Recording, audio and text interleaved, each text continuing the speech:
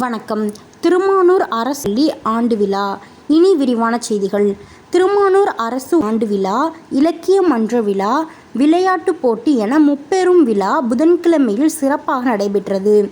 இந்த விழாவில் உயர்நீதிமன்ற வழக்கறிஞர் ஆர். அருண்மொழி சிறப்பு விருந்தினராக கலந்து கொண்டு சிறப்புரையாற்றி மாணவ மாணவியர்களுக்கு பரிசு வழங்கினார். உதவி தலைமை ஆசிரியர் கலியபெருமாள், எஸ்எம்சி தலைவி திருமதி சுகன்யா முன்னிலை வகித்தனர்.